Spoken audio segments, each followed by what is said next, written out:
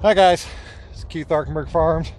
It is last week of February 2021. I know I messed that up in a video or two ago and said 2020, but nope, it's 2021 now. And today, I'm going to take you on a tour of the new building here.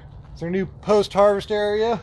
It's going to be deemed the pack house, and this is where all the magic's going to happen. So let me take you on a tour.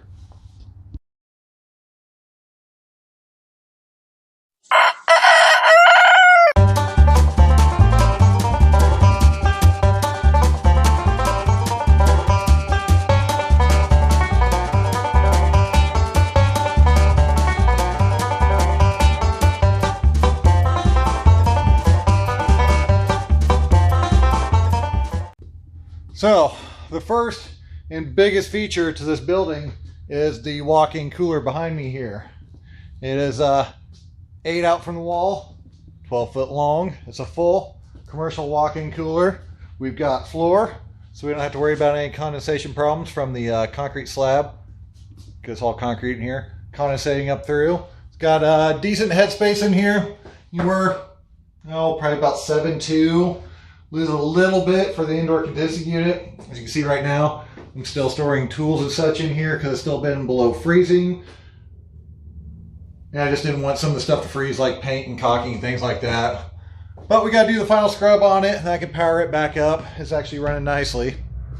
Then come over here to the next feature, which is FSMA and GAP compliant hand washing station. We got hot and cold water. Still storing parts in it. Proper signage. Paper towel holder. Soap dispenser. Pretty nice. Been wanting to do this for a long time, and it's good that we actually got this up and built the way I wanted it. A few things I could have done differently. I'll get to those here in a second. But come back over to the other side here, and we've got 2 wash basins. These are, let's see, these are 48 inches long. They are 30 inches deep from front to back, and then 24 inches from top to bottom. I'm guessing if I fill them up to right about, let me get back here, right about here, we're at about 120 gallons, maybe 120 somewhere, or 100 gallons, somewhere in that range. They are all full stainless steel, so I've still got to hook up the bubbler here. I've got it mounted to the wall, I've got our switch, and I've got a junction box up top because I ran a power rail around this whole entire building, as well as a water rail. So at each of these sinks we have 2 different shutoffs. We've got one here for filling the sink.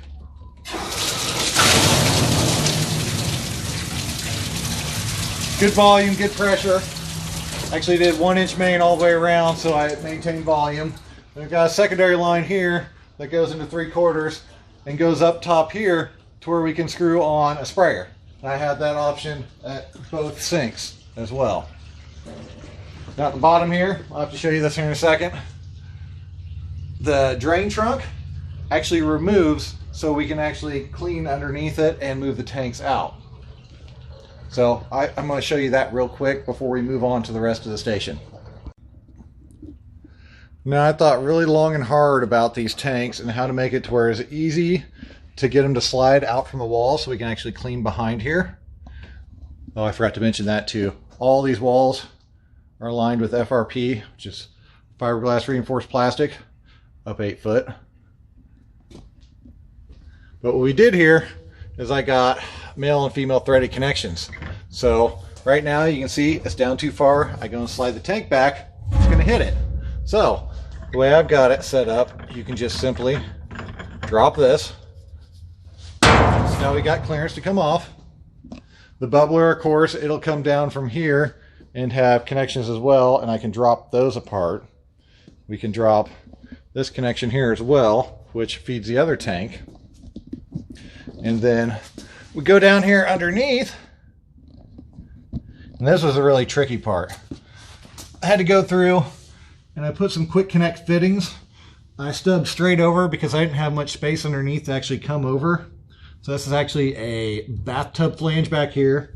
Got a piece of 1.5-inch flex pipe, and then we've got quick connects. That just pops off. There's another one over here for the other sink. Again, quick connect. So it pops off.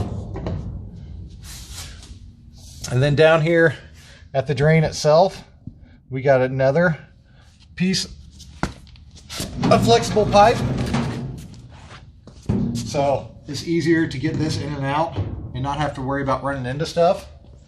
So now with those three connections removed, which the drain line just drains down into a gray water line in the floor. Now with all of those removed, you can simply slide the whole entire piece out. And it retains a little bit of water in that.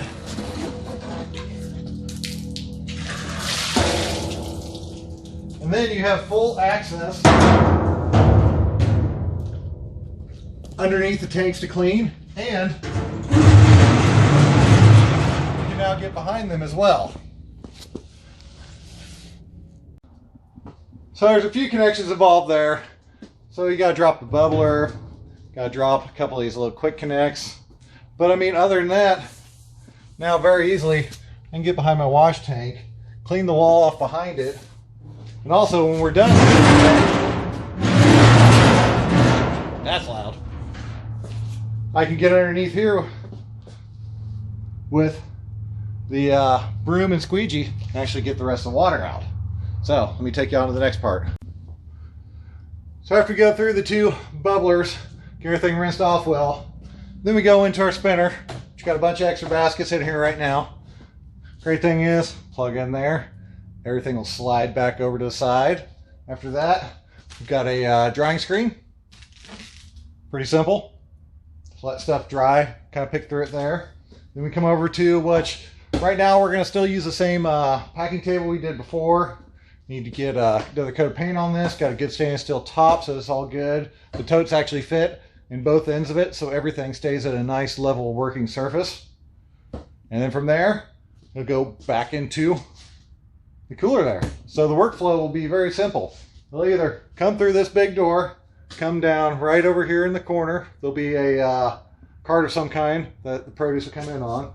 We'll run through, we'll rinse, spin, dry, pack into the cooler. Or they'll come out of the cooler and around and do the same process back around in a circle, which I think will work great because it's nice and contained in a nice U area. So no matter where you go at all times, I can be here and I can just turn around and I'm here. So there's no more than 6 foot in between the pack table and the tanks. So this would be perfect for one person. I still also have to build a spray table in here as well to do roots and other things on. And it's going to go back over here where the ladder is right now. I've still got to kind of work on stuff and getting it situated because we're also kind of moving out of the other one and turning it into an office. So we've got extra stuff up here right now. Back over here, it's primarily going to be storage. So we're going to try not to store too much in here because I don't want this to be turned into a catch-all. I want it primarily specifically for stuff for this building. So we'll have things like totes and bags and shelving to do drying of stuff like radishes and heads and things like that. So they can drip dry. We'll store that all back here. But primarily, we're going to have this as clean as possible. And then that's pretty much it. I got my chair that you can tell that I do a whole lot of sitting when I'm up here. That's a joke, by the way. I'll take you outside and show you the outside and what the final building kind of turned out to look like. Here's what the final building turned out to look like. I still got a few things floating around the outside.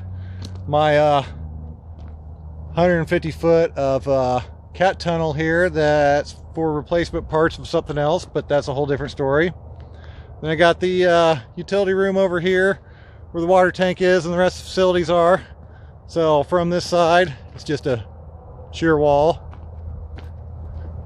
Off over here is where the orchard is. That's where all the trees are. That's where the permaculture orchard's going in. And we got full gravel all the way around to the backside, which you got another big door, so we can actually drive through this when it comes time for the farmer's market. So we can just load up the van, pull through the side over there, and then come right out this, and then be able to drive back around and go all the way back around the building. Of course, all this will be picked up by then. We still got a little bit of construction debris that's finally exposed itself again now that the snow's melted. Then over here on this side, we got our compost, the greenhouse. And this side, same thing. Looks about the same from both ends. I mean, there's really not too awful much of a difference. One thing to note though, is I've got the drainage from the gutters coming down on this side because this is the way the water runs. And over here, I did not want it next to this door because I don't want to push any more water down towards the greenhouses and the high tunnels and everything, because we already have a lot that comes through there. So down here, the other side comes out on this side, which I'm now going to take and push off this way and go through the front side of the farm. So here's the one cool thing about all of this. Right now,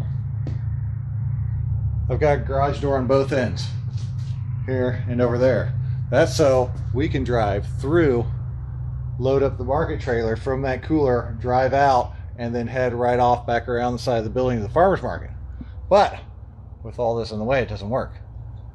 The way I have it set up is to where all of this will go and actually push back across that wall, or some of it will slide over. So let me show you real quick.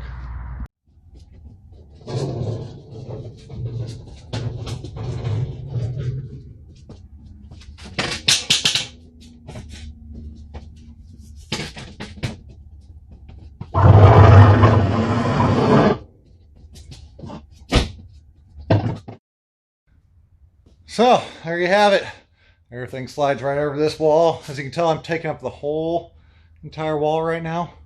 But the plans are, once I get a spray table over here, the pack table or whatever we're using for a pack table will actually slide over to this side right next to the walk-in right here and fill up this space. We might be using regular fold-up plastic tables. I'm not sure yet. That's all in the future. Also, I want to do a little bit more of a detailed video on the drain line and the setup here for the bubble tanks, but I got to build the bubbler first, and then I've got to find another fitting and get some flexible hoses and things like that, so I'll have it completely built and be able to show you then. But hope y'all like what you saw today, and if you did, don't forget to like and subscribe. Thank y'all. Have a good day.